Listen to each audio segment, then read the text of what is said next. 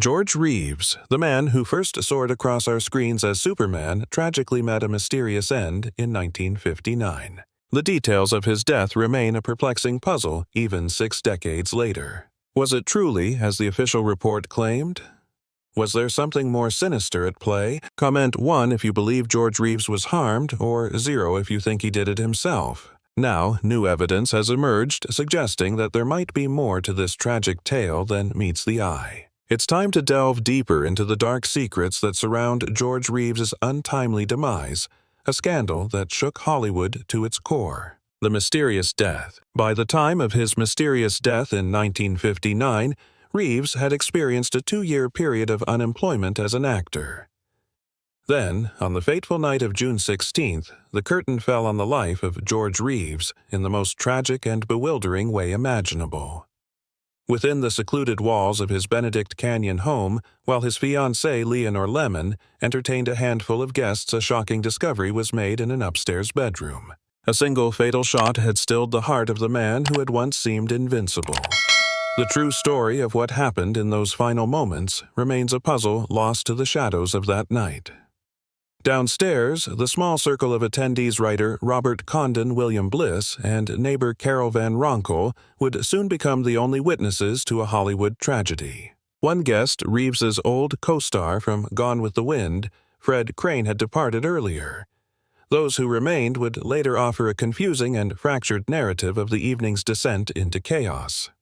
Their accounts given to the Los Angeles police suggested an agitated Reeves had briefly descended from his room, disturbed by the noise. After a quick drink, he retreated upstairs, his dark mood lingering in the air. Sometime between 1:30 and 2:00 in the morning, a deafening report shattered the canyon's stillness.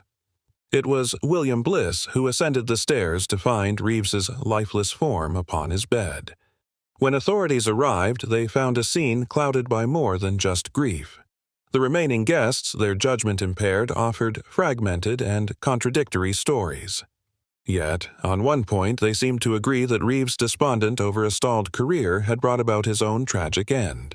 Lemon, his fiancée, reinforced this narrative, painting a portrait of a man crushed by the weight of his famous persona and the slow fade of his career. She spoke of a hero struggling with his own identity, a stark and lonely reality far from the invincible champion he played on television. While the official police report quickly concluded the case was a desperate act born of professional despair. A troubling number of inconsistencies and unanswered questions have always cast a long shadow over that verdict, leaving the truth shrouded in mystery to this very day. But the scene itself whispered a different, more sinister story. The weapon resting near his body was wiped clean of fingerprints. His own hands held no trace of gunpowder, a baffling detail for the official story. The mystery deepened. Investigators found not 1, but 3 bullet holes in the bedroom, with the final fatal bullet lodged in the ceiling. Yet, the witnesses downstairs swore they heard only a single, muffled shot. How could this be? Despite these glaring contradictions, the official report insisted there were no signs of a struggle, no evidence of another soul in that room. Yet, the investigation itself came under fire, with whispers of a crime scene left unsecured, of crucial evidence like fingerprints simply being ignored. The shadows of suspicion grew longer, with reports of a haunting premonition from his own fiancée, Leonore Lemon.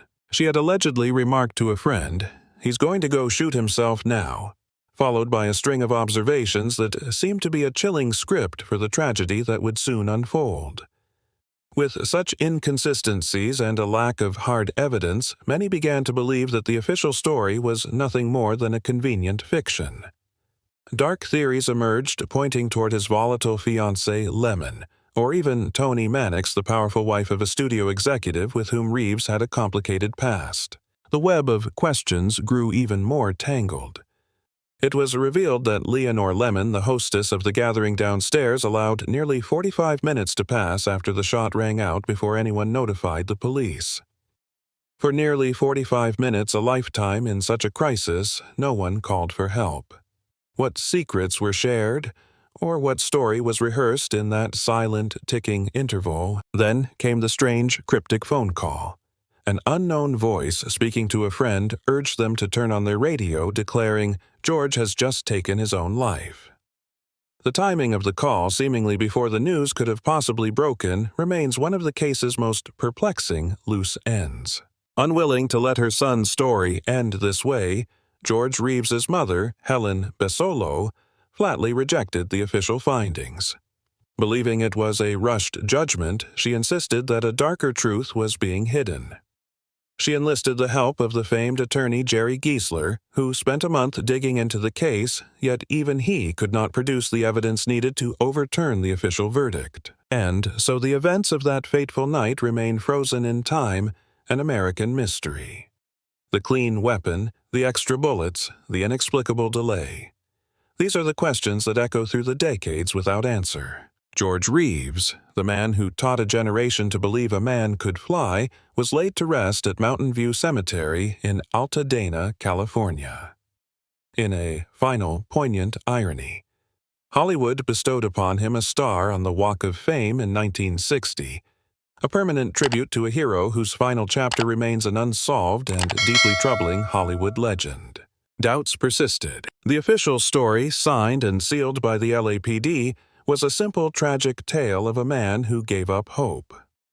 But, in the hushed corridors of Hollywood, a different story was being told, a story whispered in dressing rooms, and over late-night phone calls, a story that refused to die. The official ruling was a flimsy curtain that could not conceal the profound doubts that lingered like a stubborn coastal fog. His own peers, men like Gig Young and Alan Ladd, who knew the grit and resilience required to survive in Tinseltown, shook their heads in disbelief. How could the man who embodied such unyielding strength, who had been a symbol of hope for millions of American children, simply give up? It was a notion that defied logic. His friend, the rugged actor Rory Calhoun, spoke for many when he stated plainly for the record, no one in Hollywood believed the suicide story. It was a sentiment that echoed from the studio backlots to the most exclusive Beverly Hills cocktail parties. And what fueled this shadow of doubt more than anything, a simple, undeniable fact. Superman was about to fly again. After a long wait, the beloved television series Adventures of Superman was slated for a triumphant return in 1960, with George Reeves himself set to once more don the iconic cape. The scripts were being polished, the production was gearing up. It was to be a celebrated homecoming. Why would a man on the cusp of reclaiming his greatest success with a steady and lucrative contract waiting suddenly choose to end it all? The timing made no sense. It was a puzzle piece that simply would not fit. Then came a truly chilling revelation, one that seemed to crack the official story wide open. It came from Phyllis Coates, the original Lois Lane, the first to share the screen with Reeves's iconic hero.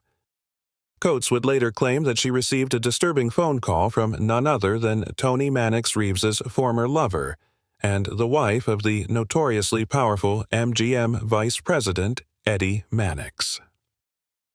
And what made this call so terrifying, it came before the news of Reeves's death had even reached the public. In a voice laced with something Coates couldn't quite decipher, Tony Mannix allegedly did not say he was gone, she insisted he had been murdered. With bombshells like these, the whispers of doubt erupted into full-blown conspiracy theories.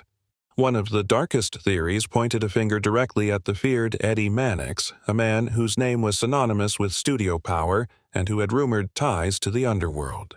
The motive, it was whispered, was jealousy, a brutal and final act of revenge for Reeves's long-running affair with his wife Tony. At the same time, all eyes turned back to the woman at the center of that fateful night, the fiancée, Leonore Lemon.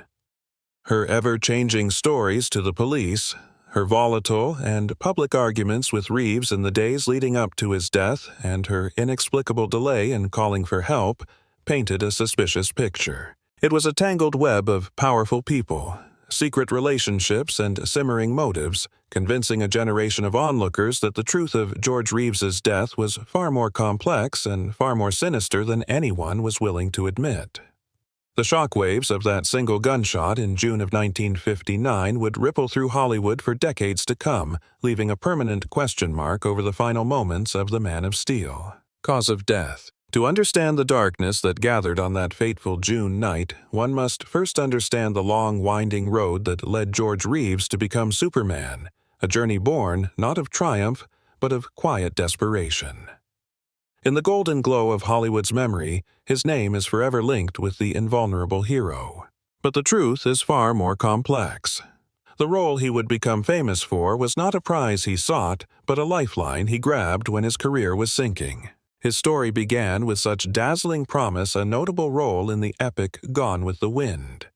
But the winds of fortune are notoriously fickle. After honorably serving his country in World War II, Reeves returned to a Hollywood that had all but forgotten him. The hero's welcome he received upon returning from his military service soon faded, replaced by the cold shoulder of a town that had already moved on. The industry had changed, and the roles he once commanded were now given to new faces. He was becoming a ghost in the very town that had once celebrated him, facing mounting financial pressures and the growing, gnawing frustration of a dream turning to dust. Then, in 1951, amidst this professional wilderness, an offer appeared. It was a role in a new medium called television, a show aimed at children. The character was Superman. Reeves hesitated, and for good reason. He saw the trap immediately. In those days, television was still the lesser cousin to the silver screen, a flickering box in the living room, not a grand cinematic dream. To accept the part was to risk becoming a children's novelty, forever shackled to a cartoon character and forfeiting any chance of being seen as a serious dramatic actor. But desperation is a powerful motivator. Driven by the stark need for a steady paycheck, he made a fateful choice. He accepted the role, hoping it might be a temporary stepping stone. Little did he know he was not taking a job. He was sealing his destiny. The role of Superman brought him a level of fame he had never imagined. He became a household name, an icon, a true hero to millions of children who looked up at their television screens with awe. Yet, this blessing was also a curse.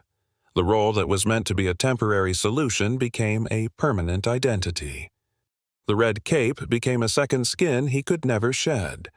The demanding production schedule consumed his life, leaving no time to pursue the serious film roles he still craved.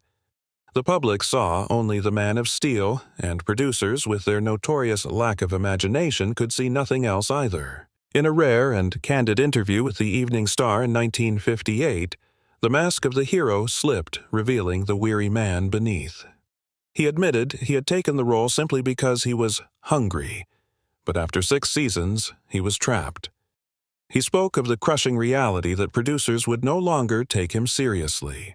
He was in their eyes, and in the eyes of the world, Superman and nothing more. But behind the heroic facade was an even grimmer reality. While his image sold millions of lunchboxes and comic books, his own bank account remained painfully thin. He was a celebrity who struggled to make ends meet, a world-famous face trapped by a meager salary. He was a prisoner in a gilded cage of his own fame. Frustrated and disillusioned, he tried to break free from the show after 3 seasons, only to find the unyielding ink of his contract slammed the door shut. He was bound to the character whether he liked it or not, a fact that left him in a state of profound and inescapable gloom. This was the man behind the myth. A man not of steel, but of flesh and blood, wrestling with a dream that had become his own personal kryptonite. New details. And so the official story took shape. A man broken by a career he couldn't escape chose a permanent exit. But his own business manager and his devoted mother vehemently contested this version of events. While they acknowledged his frustrations, they argued that George Reeves was a fighter, not a man to surrender. His mother's words, spoken with the certainty only a parent can possess, echoed with defiance. "It's not like my George to do a thing like that." They saw a man not at the end of his rope, but at the beginning of a new chapter. Indeed, in the face of Hollywood's indifference, Reeves had begun to forge his own path. He stepped behind the camera, taking the director's chair for the final 13 episodes of Adventures of Superman. He spoke with genuine enthusiasm about producing and writing, seizing the reins of his own destiny. These were not the actions of a man consumed by despair, but of one determined to build a more fulfilling future brick by brick. But even as he fought for his professional life, his personal life was becoming a tangled and dangerous web. In 1958, he made a decision that would send shockwaves through the hidden circles of Hollywood power. He ended his long clandestine affair with the glamorous ex-showgirl Toni Mannix, and publicly announced his engagement to a fiery socialite named Leonore Lemon. This was no simple breakup. Toni Mannix was the wife of Eddie Mannix, a notorious Hollywood fixer, a shadowy figure at MGM whose reputation preceded him and whose connections to the underworld were the stuff of legend. Strangely, the affair itself had been an open secret, one that the powerful Eddie Mannix seemed to tolerate, as he was known to have his own interests outside their marriage. But when Reeves broke Tony's heart, it was a different matter entirely. The insult was public, and Eddie Mannix, fiercely protective of his wife, was said to be furious. Suddenly, a dangerous love triangle had formed, one entangled with rumors of mob justice and back-alley vengeance. This simple act of leaving one woman for another fueled the darkest theory of all, that George Reeves did not take his own life, but that it was taken from him by order of Eddie Mannix as a final brutal payment for his romantic betrayal. While this explosive theory has never been proven, it illuminates the treacherous underbelly of Hollywood's golden age. Even Reeves's new life with Leonore Lemon was far from a fairy tale. Theirs was a tempestuous relationship marked by volatile alcohol-fueled arguments and incessant drama. Lemon, it was said, had expected to marry a wealthy movie star and was bitterly disappointed to discover the truth of Reeves's modest finances. Then came the final stunning twist, a revelation that emerged only after his death. When his will was read, it was discovered that he had left his entire estate not to his fiancée but to the woman he had publicly left behind, Toni Mannix. The questions this raised were profound. Was it a final, secret declaration of love, or was it merely the tragic oversight of a man whose brief engagement was cut short before he could change the paperwork? This brings us back to the stillness of that Benedict Canyon home on the night of June 16, 1959. George Reeves and Leonore Lemon had just returned from an evening out when their quiet night was unexpectedly interrupted by guests dropping in. Reeves, already in bed and hoping for rest, came downstairs, his frustration evident. After being coaxed into having a single drink, he soon made his way back upstairs, a heavy mood following him. What happened next has lingered in whispers for decades.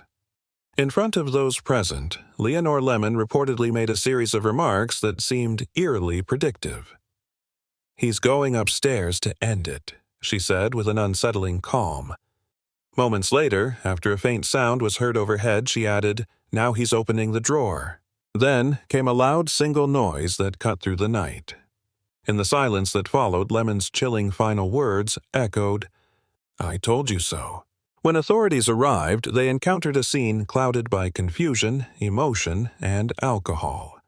Reeves was found in his room, the firearm nearby, and a bullet lodged in the ceiling above. The guests, though visibly shaken, offered fragmented and inconsistent recollections, but all pointed toward the same conclusion: the beloved actor, overwhelmed by personal struggles, had chosen to end his story. It was a neat and tidy story, perhaps far too neat and tidy to be true.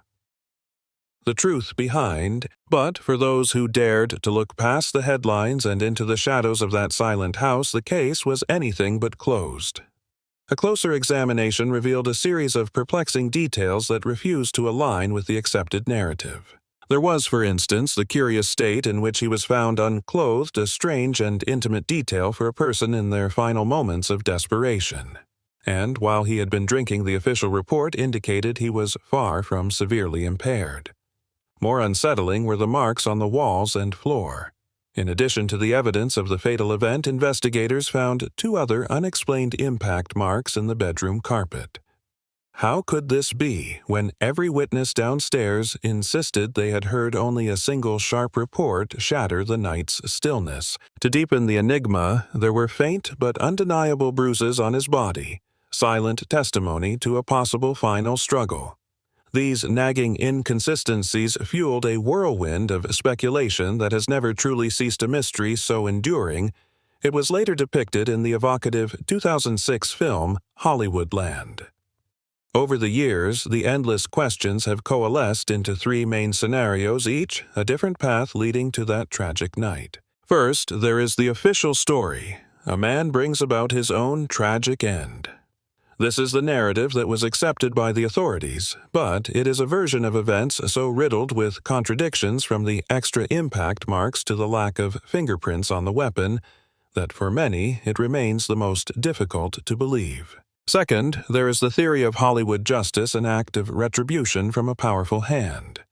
This dark tale whispers of a powerful and well-connected studio executive, a jealous husband seeking a final grim revenge against the man who had publicly broken his wife's heart. It suggests a silencing, orchestrated in the shadows where fame and influence can hide the darkest of deeds. Finally, there is the possibility of a fateful accident. This scenario paints a chaotic picture of that final night, a volatile argument between George and his fiancée, fueled by spirits and bitter disappointment culminating in a terrible mistake. It suggests not a planned act, but a tragedy born of chaos, followed by a desperate and panicked attempt by the intoxicated guests to conceal the awful truth of what had really happened in that upstairs room. Future of the incident. Despite the many unanswered questions, no follow-up investigation was ever conducted. Reeves's mother, determined to seek clarity, hired a well-known attorney in hopes of reopening the case. However, without offering a reason, he unexpectedly withdrew from representing her, adding yet another layer of mystery to the already complicated story.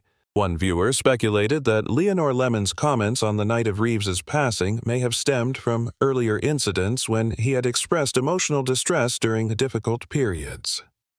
William Bliss, the guest who discovered Reeves, had never met him before that night, making his perception of Reeves's behavior seem all the more sincere, as he had no prior context to dismiss any warning signs. Meanwhile, those close to Reeves continued to express sorrow and disbelief. A fan once shared, "Still sad that George Reeves passed at such a young age. You could tell he was dealing with a lot behind the scenes. I wish he had found support before things got so heavy." That heartfelt sentiment reflects how deeply fans connected with Reeves, not just as Superman, but as a man navigating the immense pressures of life in the public eye. Although authorities concluded the case as a self-inflicted tragedy, doubts never truly faded. The death of George Reeves, the beloved Superman, was not just a personal tragedy. It also marked the beginning of what would be known as the Superman curse. Reeves's death became the first in a series of misfortunes associated with actors who had played the iconic superhero, fueling the belief that the role was somehow cursed. Begin of tragic. Long before the world knew him as the Man of Steel, the story of George Reeves began with a dream. The year was 1935, and a young, ambitious actor set his sights on the glittering promise of Hollywood.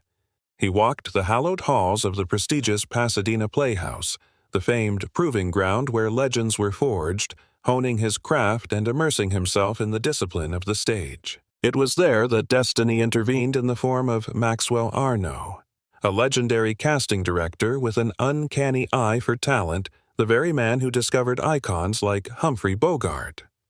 Arnaud saw a spark in Reeves and arranged a screen test, the pivotal moment that would launch a career and set him on a path he could never have imagined. His grand entrance onto the world stage came in the most spectacular film of all time, Gone with the Wind, as Brent Tarleton, one of the handsome twins vying for the affection of Scarlett O'Hara. His charm was undeniable. It was a small but significant part in a cinematic masterpiece, a debut that should have guaranteed stardom. But in a cruel twist of Hollywood fate, the monumental success of that film cast a long shadow. In the years that followed, Reeves struggled to find his footing, finding himself relegated to the world of B pictures like The Fighting 69th and The Strawberry Blonde. Yet Reeves was a workhorse, not one to surrender. He continued to pay his dues, galloping through 5 hop-along Cassidy westerns and even sharing the screen with Veronica Lake in the war drama So Proudly We Hail. Then, in a surprising turn that spoke volumes of his character, he put his Hollywood ambitions on hold. When his country called during World War II, George Reeves answered. He enlisted in the U.S. Army, trading the studio backlot for the Special Services Division, where he used his talents to entertain the troops and contribute to the war effort. Reeves's skills were put to good use during his military duty. He joined the USAAF's Broadway play Winged Victory to showcase his acting abilities to a larger audience. He also helped produce training films for the Army Air Force's 1st Motion Picture Unit, exhibiting his flexibility and devotion to his art even during the war. But when Reeves returned to Hollywood after the war, he discovered a different scene. The film industry was recuperating from the war's effects with slower production schedules and even studio closures. The competition for positions was high, and Reeves had an uphill struggle to get work. Despite the difficulties, he pursued his acting ambitions. In 1949, he got the main part in the low-budget serial The Adventures of Sir Galahad, a timeless story of chivalry and adventure. He then portrayed a nasty gold prospector in Jungle Jim and its sequel, Jungle Goddess. These films, while not critical successes, helped Reeves continue in the profession and demonstrated his ability to play both heroes and villains. However, the effort to make a livelihood as an actor had a negative impact on Reeves. He had to get a second job excavating cesspools to support his poor income. This humbling event, along with the difficulties of a failing marriage, left him frustrated and disillusioned with his Hollywood ambitions. George Reeves, disappointed by a lack of prospects in Hollywood, decided to change things up and try his luck in New York City. He thought that the rising world of television would present him with more significant opportunities and the opportunity to relaunch his career. Reeves's bet paid off when he secured a succession of appearances on live television anthology shows demonstrating his acting abilities and flexibility. However, his heart was still set on the big screen, and he returned to Hollywood in 1951 to feature in the Marlene Dietrich-led Western Rancho Notorious.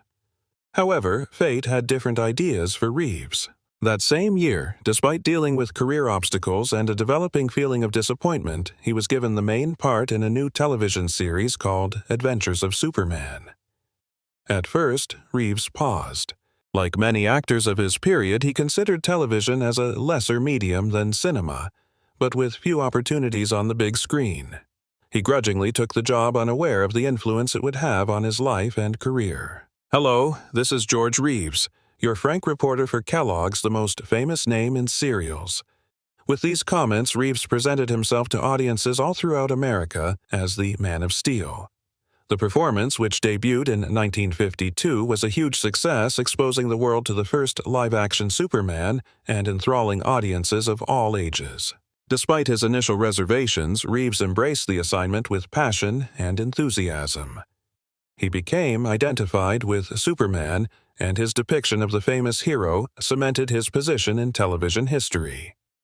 However, popularity came at a cost, and Reeves quickly found himself battling to escape the shadow of his most renowned performance. The achievement came with obstacles. Before The Adventures of Superman, George Reeves wore the famous cape and tights in the black-and-white film pilot Superman and the Mole Men. The surprising success of this pilot stunned everyone, propelling Reeves to television stardom and paving the way for subsequent Superman adaptations. For many fans, this early rendition of the Man of Steel is a personal favorite. However, the success of The Adventures of Superman brought its own set of obstacles. The tight production schedule left Reeves with little time to seek other acting possibilities, restricting his ability to experiment with new roles and genres. While he liked the acclaim and notoriety that came with playing Superman, Reeves aspired to a more broad and difficult career. The limitations of the Superman position also generated dissatisfaction in his personal life. In 1958, he concluded a long-term affair with former showgirl Toni Mannix and formally announced his engagement to socialite Leonore Lemon. This choice enraged Mannix, who allegedly began pestering the recently engaged couple. Despite the popularity of The Adventures of Superman, Reeves' quest for more meaningful roles, along with the intricacies of his personal life, caused him to feel uneasy and dissatisfied. He was caught in the image of Superman, unable to break away from the limitations of the legendary character. In reaction to Toni Mannix's harassment, Reeves filed a restraining order against her. This developing disagreement impacted Reeves's personal life, which was already pressured by his professional obligations and desire for more demanding assignments. Rumors circulated that Reeves was considering calling off his engagement to Lemon due to the continuing controversy. Despite the stress in his personal life, Adventures of Superman grew in popularity. The show aired for 6 successful seasons totaling 104 episodes and cementing Reeves's stature as a household name. However, triumph came at a cost. Reeves got typecast as the Man of Steel, which limited his potential to acquire different jobs in the film business. Reeves, who struggles with confidence and a desire for more meaningful acting chances, voiced anxiety about the show's largely young viewership. He was concerned that being connected with a children's superhero would reduce his chances of being regarded seriously as a dramatic actor. Despite his anger, Reeves was able to make cameo roles in renowned productions such as I Love Lucy and From Here to Eternity, demonstrating his acting talent and flexibility. What do you think really happened? Suicide, accident, or murder? Let us know. This mystery still needs solving. If this video shook you, please like it. Reeves deserves the truth. And subscribe to our channel for more deep dives into Hollywood's darkest secrets.